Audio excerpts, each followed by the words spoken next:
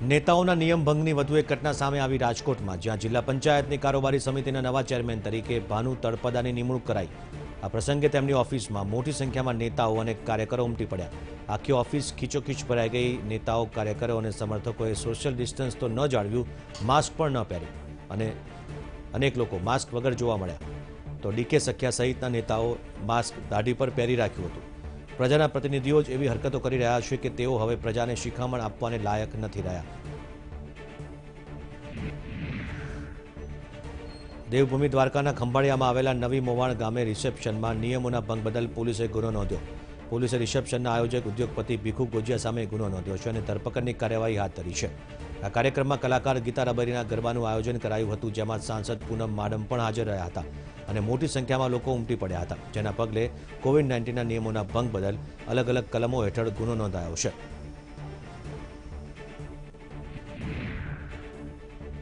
ભાવનગરમાં માસ્ક વિના ફરતા લોકો અને જાહેરમાં થૂંકનારાઓ પાસેથી કરોડો રૂપિયાનો દંડ વસૂલાયો છે। પોલીસે છેલ્લા કેટલાક દિવસોમાં આ દંડ વસૂલ્યો, જ્યારે માસ્ક ન પહેરનારા 71,127 લોકો પાસેથી 2.30 કરોડનો રૂપિયા દંડ વસૂલાયો છે। પોલીસનું કહેવું છે કે લોકોને દંડ કરવાનો કોઈ ઉદ્દેશ નથી, પરંતુ લોકો ખોટા ખર્ચાથી બચે અને કોરોનાનું સંક્રમણ વધતું અટકે તે માટે આ દંડ કરાઈ રહ્યો છે।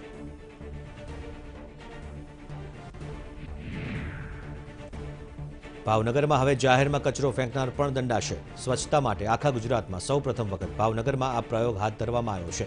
મહાનગરપાલિકાના સોલિડ વેસ્ટ વિભાગ દ્વારા રસ્તા પર કચરો ફેંકતા શહેરીજનો ઉપર નજર રાખવા 2 કર્મચારીઓને ભાવનગર પોલીસના સીસીટીવી વિભાગમાં તૈનાત કરાયા છે, જેઓ શહેરના 185 સીસીટીવી કેમેરા પર સતત નજર રાખી રહ્યા છે। જો કોઈ વાહન ચાલક જાહેરમાં કચરો ફેંકતો દેખાશે તો તેને દંડ ફટકારાશે। વાહન પરથી કચરો ફેંકનાર કોણ હતો તેની જાણકારી મળી શકે છે, પરંતુ સવાલ એ થાય કે કોઈ ચાલીને જતો હોય વ્યક્તિ અને તે કચરો ફેંકે તો તેને કેવી રીતે દંડ ફટકારવો। આવા કેસમાં એવો નિર્ણય લેવાયો કે જે દુકાન કે પાનના ગલ્લા પાસે રાહદારીએ કચરો ફેંક્યો હશે તે દુકાનદાર અથવા પાનના ગલ્લાવાળાને દંડ ફટકારવામાં આવશે। દુકાન કે ગલ્લો સીઝ કરવા સુધીના પગલાં લેવાશે।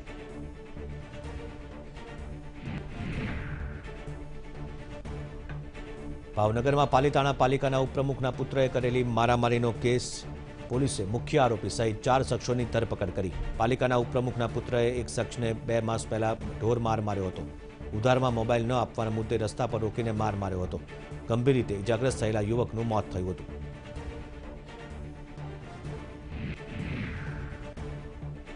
ભાવનગર જિલ્લામાં શિયાળો જામી જતા રવિ પાકના વાવેતરમાં નોંધપાત્ર વધારો થયો છે। એક જ સપ્તાહમાં જિલ્લામાં વાવેતરમાં 19,000 હેક્ટરનો વધારો થયો।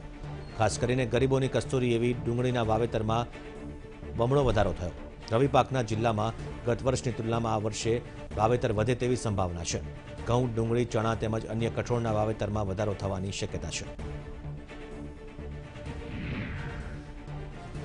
તાપીમાં પૂર્વ પ્રધાન કાંતિ ગામિતના ઘરે પ્રસંગનો વિડીયો વાયરલની ઘટનામાં પૂર્વ પ્રધાન કાંતિ ગામિત સહિત 19 આરોપીને સોનગઢ કોર્ટમાં રજૂ કરાયા। તપાસનીશ અધિકારી ઉષા રાડાએ સ્થળની તપાસ કરી। પોલીસે ફોટોગ્રાફર રવિન્દ્ર મોરેની પણ ધરપકડ કરી। ફોટો કેમેરા, ડ્રોન કેમેરા પોલીસે કબજે લીધા। કેમેરાના આધારે સર્વેક્ષણ કરીને અન્ય લોકો સામે કાર્યવાહી હાથ ધરાશે। ગીર સોમનાથના કોડીનાર માર્કેટ યાર્ડમાં ખેડૂતોએ હોબાળો મચાવ્યો। મગફળીના ભાવને લઈને હોબાળો કર્યો। મગફળીના 20 કિલોના 700 રૂપિયા જ ભાવ બોલાતા ખેડૂતો ભડક્યા અને માર્કેટ યાર્ડમાં મગફળીની હરાજી બંધ કરાવી।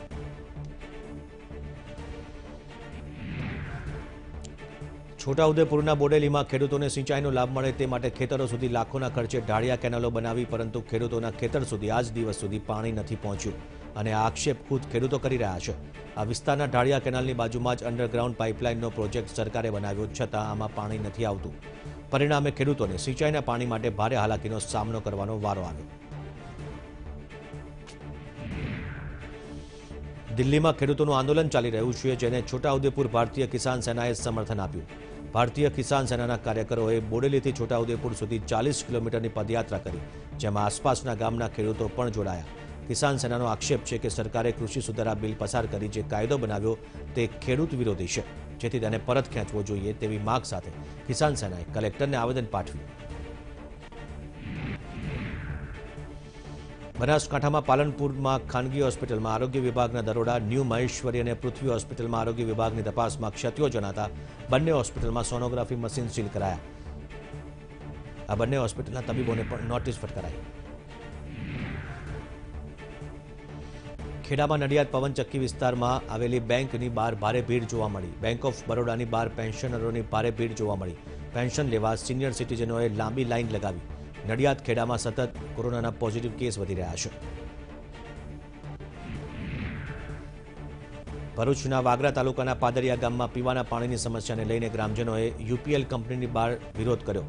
આ સમયે ગ્રામજનો અને પોલીસ વચ્ચે ઘર્ષણ થયું, જેથી પોલીસે ટોળાને વિખેરવા લાઠીચાર્જ કર્યો હતો અને ટીયર ગેસના સેલ પણ છોડ્યા. આ ગામના રહીશોએ મંગળવારે પીવાના પાણીની તકલીફો અંગે કલેક્ટરને આવેદનપત્ર આપીને રજૂઆતો પણ કરી હતી. પંચમહાલ જિલ્લામાં ફરજ બજાવતા શિક્ષકોની બદલી કરાતા વિરોધ. મૂળ પ્રાથમિક શાળામાં પુનઃ વર્ગો શરૂ થયા બાદ પણ શિક્ષકોને તેમની મૂળ શાળામાં બદલી ન કરાતા શિક્ષકોએ બાંયો ચડાવી. જિલ્લાના 50 ઉપરાંત શિક્ષકોએ પ્રાથમિક શિક્ષણ અધિકારીની કાર્યવાહી સામે વિરોધ નોંધાવ્યો.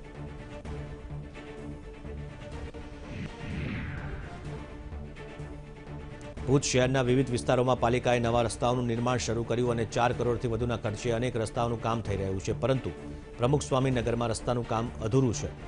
રસ્તાઓ ખોદાઈ ગયા અને કાંકરી પથરાઈ ગઈ અને લોકોને હતું કે દિવાળી પહેલા નવા રસ્તા બનશે, પરંતુ દિવાળી બાદ કામ પૂર્ણ ન થતાં સ્થાનિકોને ભારે હાલાકી ભોગવવાનો વારો આવ્યો.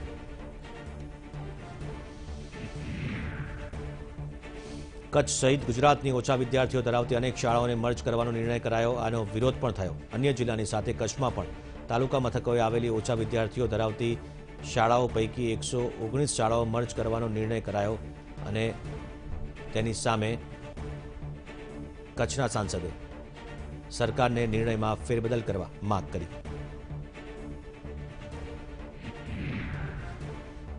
બનાસકાંઠાના ભાભર એપીએમસી પર કબજો મેળવવા ભાજપ અને કોંગ્રેસના ઉમેદવારો હતા, પરંતુ ભાજપ નેતા શંકર ચૌધરી અને વર્તમાન ચેરમેન લાલજી પટેલ દ્વારા 6 બેઠકો બિનહરીફ કરાવવામાં આવી, જ્યારે 10 બેઠકો પર મતદાન થયું. આ મતદાનમાં ભાજપ સમર્થિત વિકાસ પેનલના 10 ઉમેદવારો વિજેતા બનતા સંપૂર્ણ નિયામક મંડળ ભાજપનું સત્તા સ્થાને આવ્યું, જેના કારણે સત્તાધારી નિયામક મંડળમાં આનંદનો માહોલ વ્યાપ્યો. મહેસાણામાં દૂધસાગર ડેરી ઘી ભેળસેળની ઘટનામાં ડેરીના ચેરમેનની જામીન અરજી ફગાવાઈ. ચેરમેન આશાબેન ઠાકોરે આગોતરા જામીન માંગ્યા હતા. એસીબી કોર્ટમાં જામીન અરજી કરી હતી, તો સરકારી વકીલેની દલીલને ધ્યાનમાં રાખીને કોર્ટે જામીન અરજી ફગાવી. જૂનાગઢમાં ચોમાસા દરમિયાન એક યુવક નદીમાં તણાઈ ગયો. લાંબા સમય બાદ નદીમાંથી તેનું વાહન મળી આવ્યું. જે ટુ વ્હીલર સાથે યુવક તણાયો હતો તેની ઓળખ પરિવારે કરી લીધી છે. પરિવારે કહ્યું કે આ વાહન તેના તણાઈ ગયેલા સ્વજનનું છે અને પોલીસે વાહન બહાર કાઢીને તણાયેલા યુવકની શોધખોળ હાથ ધરી છે. સુરેન્દ્રનગરમાં કચ્છના પરિવારને નડ્યો અકસ્માત. સુરેન્દ્રનગરમાં પૂરપાટ ઝડપે જતી કાર પલટી જતા એક વ્યક્તિનું મોત થયું, 4 લોકો ઘાયલ થયા. ધાંગધ્રા માલવણ હાઈવે પર તેજ ગતિમાં જતી કાર પલટી મારી જતા રોડ ઉપરથી ફંગોળાઈ જતા અકસ્માત સર્જાયો હતો.